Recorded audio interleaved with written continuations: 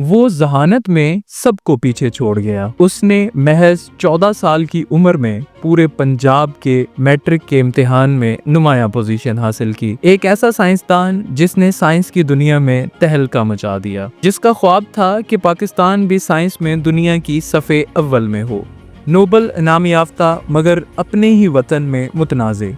क्या आप जानते हैं कि डॉक्टर अब्दुल सलाम ने वो कारनामे अंजाम दिए जिन्हें दुनिया आज भी याद करती है? क्या आप जानना चाहते हैं कि एक गांव के आम से बच्चे ने कैसे कायनात के राजों पर दस्तक दी?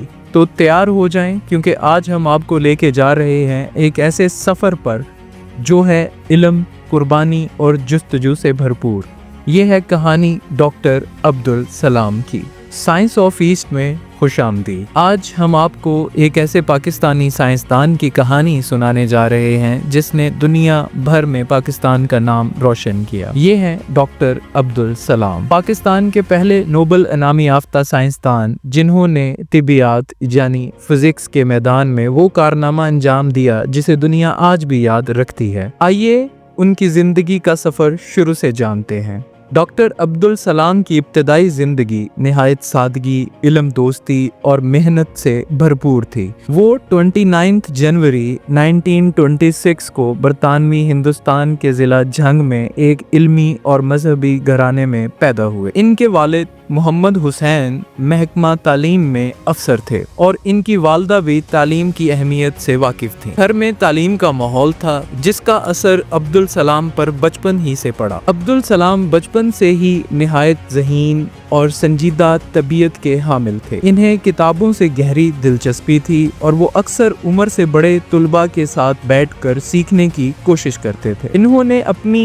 इब्तदाई तालीम मुकामी स्कूल से हासिल की, जहां इनकी काबिलियत जल्द ही नुमायां हो गई। सिर्फ 14 साल की उम्र में इन्होंने मैट्रिक के इम्तिहान में पूरे पंजाब में अव्वल पोजीशन हासिल की, जो उस वक्त एक गैर मामूली कारनामा था। इनकी ये कामयाबी न सिर्फ इनके घराने बल्कि पूरे झंग शहर के लिए फख्र का बाइस बनी। इस गैर मामूली कारकर्दगी के बाद इन्हें आला तालीम के लिए गवर्नमेंट कॉलेज लाहौर में दाखिला मिला, जहां उन्होंने रियाजी और तिबियात यानी फिजिक्स में नुमायां कामयाबियां हासिल की।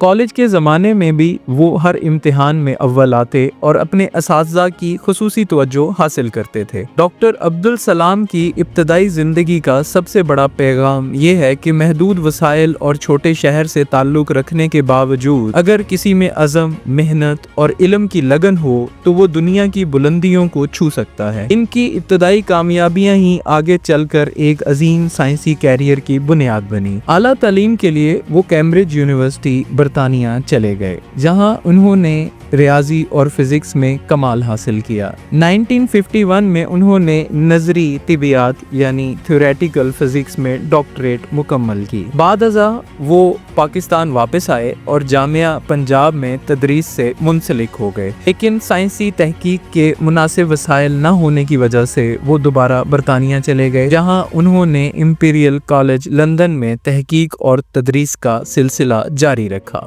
डॉक्टर अब्दुल सलाम का शुमार 20वीं सदी के अजीम साइंसदानों में होता है, जिन्होंने नजरी तिबियात के शोबे में इनकलाबी खिदमात अंजाम दी। इनकी सबसे नुमायां तहकीक यूनिफाइड इलेक्ट्रोवीक थ्योरी है, जिसमें इन्होंने बरकी मकनातीसी कुव्वत यानी इलेक्ट्रोमैग्नेटिक फोर्स और कमजोर न्यूक्लियाई कुव्वत वीक न्यूक्लियर फोर्स को एक ही फ्रेमवर्क में समझाने की कोशिश की। इस नजरिए से ये जाहिर किया कि कायनात की ये दोनों बुनियादी कुव्वतें जो बज़ाहिर मुख्तलिफ नजर आती हैं, असल में तवानाई की मखसूस हालतों में एक जैसी हैं। इस तहकीक की बुनियाद पर इनके साथ अमरीकी साइंसदान स्टीवन वाइनबर्ग और शेल्डन ग्लाशो को भी नोबेल इनाम दिया गया, और यूं अब्दुल सलाम न सिर्फ पाकिस्तान बल्कि तमाम इस्लामी दुनिया के पहले नोबेल इनाम याफ्ता साइंसदान बने। इस नज़रिए की तजर्बाती तस्दीक बाद में यूरोप के मारूफ तजर्बाती मरकज़ फॉर न्यूक्लियर रिसर्च सर्न में हुई, जहां W और Z बोसोन की दरियाफ्त ने इस नज़रिए को सच साबित किया। अब्दुल सलाम का मानना था कि एक दिन तमाम तिबियाती कुव्वतें यानी ग्रेविटी, बरकी, कमजोर और मजबूत न्यूक्लियाई कुव्वतें एक वहदत में सिमट आएंगी, और इन्होंने इस ग्रैंड यूनिफाइड थ्योरी پر بھی ابتدائی تحقیق کی کام کیا۔ ان کی تحقیق کا مقصد صرف علمی تجسس نہیں تھا بلکہ وہ سائنس کو انسانیت کی ترقی کا ذریعہ سمجھتے تھے۔ یہی سوچ انہیں اس بات کی طرف لے گئی کہ ترقی پذیر ممالک کو سائنسی اعتبار سے خود مختار بنانے کے لیے مضبوط ادارے قائم کیے جائیں۔ اسی مقصد کے تحت انہوں نے 1964 میں اٹلی کے شہر ٹریسٹ میں international centre for theoretical physics یعنی ICTP کی بنیاد رکھی، جہاں دنیا بھر سے ہزاروں نوجوان سائنسدان آ کر تربیت حاصل کرتے ہیں۔ عبدالسلام کو یقین تھا کہ اگر مسلمان دنیا کو دوبارہ عروج حاصل کرنا ہے تو اسے سائنس اور ٹیکنالوجی میں آگے بڑھنا ہوگا، اور یہی پیغام انہوں نے ہر فورم پر دیا۔ پاکستان میں بھی انہوں نے سائنس کے فروغ کے لیے کئی اداروں کی بنیاد رکھی، جس میں پاکستان اٹامک انرجی کمیشن، اسپارکو اور سائنسی فاؤنڈیشن شامل ہیں۔ ان کا ویژن نہ صرف سائنسی بلکہ تعلیمی و اخلاقی تھا۔ وہ اکثر کہا کرتے تھے کہ علم ایک عبادت ہے اور سائنس اللہ کی تخلیق کو سمجھنے کا ذریعہ ہے۔ ان کی تحقیق آج بھی جدید طبیعیات، خاص طور پر ذراتی فزکس اور کاسمولوجی کے کئی شعبوں میں سنگ میل کی حیثیت رکھتی ہے، اور وہ آنے والی نسلوں کے لیے ایک مشعل راہ ہے۔ ڈاکٹر عبدالسلام کی ذاتی زندگی ان کی سائنسی کامیابیوں سے کم متاثر کن نہ تھی۔ وہ نہ صرف ایک عظیم سائنسی ذہن تھے بلکہ ایک محنت کرنے والے شوہر، والد اور اپنے خاندان کے لیے ایک مخلص فرد بھی تھے۔ ان کی ذاتی زندگی میں ان کے کردار اور اصولوں کی جھلک نظر آتی ہے جو ان کی سائنسی جدوجہد میں بھی منتقل ہوئیں۔ ڈاکٹر عبدالسلام کی شادی 1952 میں محترمہ زاہدہ عبدالسلام سے ہوئی تھی۔ وہ ایک تعلیمی یافتہ خاتون تھیں۔ ان کے 3 بچے تھے جن میں 2 بیٹے اور 1 بیٹی شامل ہیں۔ وہ اپنے بچوں کو بھی علم کی اہمیت سمجھاتے اور ان کی تعلیم پر خصوصی توجہ دیتے تھے۔ وہ اپنے بچوں کو بھی علم کی اہمیت سمجھاتے اور ان کی تعلیم پر خاص توجہ دیتے تھے۔ ڈاکٹر عبدالسلام نے اپنی ذاتی زندگی میں بھی وہی اصول اپنائے جو وہ سائنسی میدان میں سمجھتے تھے، یعنی محنت، ایمانداری اور اعلیٰ مقصد کا تحقق۔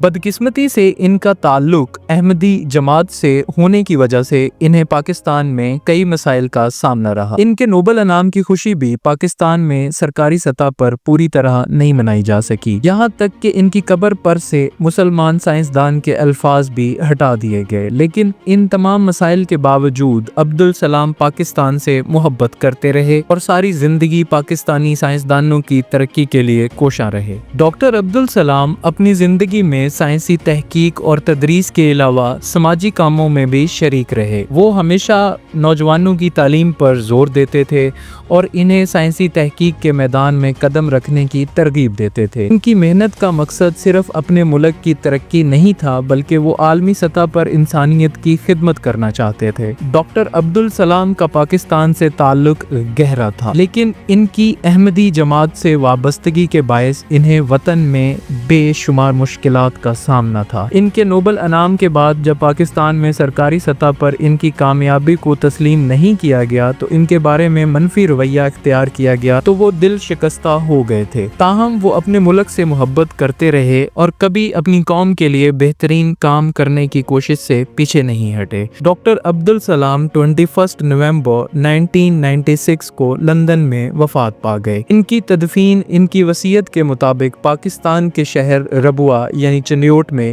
ہوئی۔ ان کی موت پر پاکستان میں سرکاری سطح پر زیادہ توجہ نہیں دی گئی، مگر عالمی سطح پر ان کی علمی خدمات کو قدر کی نگاہ سے دیکھا گیا اور ان کے کاموں کو سراہا گیا۔ ڈاکٹر عبدالسلام کی ذاتی زندگی اور سائنسی خدمات دونوں ہی ایک روشن مثال ہیں۔ ڈاکٹر عبدالسلام کو ہمارا سلام۔ اگر آپ کو یہ ویڈیو پسند آئی تو لائک کریں، سبسکرائب کریں اور مزید سائنسی ویڈیوز کے لیے ہمارے چینل کے ساتھ جڑے رہیں۔ شکریہ۔